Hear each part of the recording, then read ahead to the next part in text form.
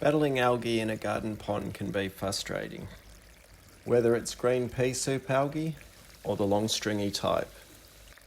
But the good news is that anyone can have a clean, clear pond and keep it that way naturally, without the need for UV lights, algicides, barley straw, pond dye or ionisers, even in the full sun like this pond is. G'day, my name is Kev, and the purpose of my channel is to help people build and maintain ponds and water features without spending a fortune. If that sounds like something that interests you, please like and subscribe, and check out my website, balance..Sometimes. Algae occurs in our ponds to consume excess nutrients. There's loads of things that will add nutrients into the pond water. There's the fish, organic materials like dead plants, leaves, pollen, etc., runoff from the area surrounding the pond. Because garden ponds are a closed loop system, that nutrient needs to be dealt with inside the pond. For me, the best way to process these nutrients is using tools that Mother Nature has provided. Those that watch the channel regularly know that I'm a big advocate of bog filters. I love bog filters because they replicate nature by creating a diverse habitat for different bacteria and organisms that will process waste and nutrients. And if green pea soup water is your problem, in my experience, a bog filter will fix it every time. I've got many videos showing how to build various different bog filters, from small ones to large ones. I'll link a playlist down in the description for those that want to learn more. What I find, if the water is pea soup green, there simply isn't enough bacteria to consume the amount of nutrients being produced. Bog filters provide lots of surface area for the bacteria to live and breed on.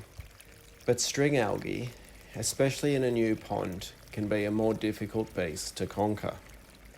As regular viewers know, I tried using pond dye in the hope I could avoid new pond algae in my newest pond. It didn't work, but I got a Smurf blue pond. The thing is, when you construct a garden pond using rock and pebbles, there's already a lot of sediment and therefore nutrients that is being added into the water. That cloudiness you see here in the water is suspended sediments. And even though the sediment will settle out, it is still in the water column, providing food for the algae. In a way, algae is helping to consume the nutrients. The problem is, if the algae is left to complete its life cycle, it will also die in the pond and re-release any nutrients it consumes back into the water. In a newly constructed bog filter, you might have the same problem. Even though the bacteria fix the green water algae, you end up with string algae due to the nutrients on the media that's used in the filter. I find in ponds with goldfish, and I suspect with any carp species, that if you aren't overfeeding, string algae won't be a problem, as the fish are going to eat it. But this pond is for native fish, and they're predominantly carnivores, so I needed a different solution. For a few months now, I've been trialling a product called Diatomics. Diatomics is a special blend of nutrients that are essential to the growth of diatoms, the most important being silica. Silica is essential to diatom growth as it forms their cell wall. Wait, what is a diatom, and why do I want to grow them? Diatoms are really quite wonderful. They are a type of phytoplankton that forms the base of all aquatic food chains. In fact, diatoms produce around 50% of the oxygen for Earth each year. Diatoms provide food for zooplankton, which in turn provide food for fish larvae. Because diatoms are absorbed into the food chain so readily, they can lower the nutrient loads within the pond naturally.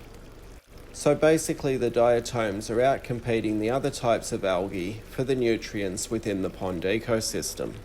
Plus the abundance of zooplankton and other life that then inhabits the pond feed your fish without the need for store-bought food. Since using it, I've noticed loads of fish fry, and they're growing incredibly fast. And here you can see the difference it's made to the string algae. Remember, I tried the dye in an attempt to avoid new pond syndrome. And here's how the pond looks now. much better since using Ditomix. If you're interested in trying Ditomix, it can be bought from Algae Enviro.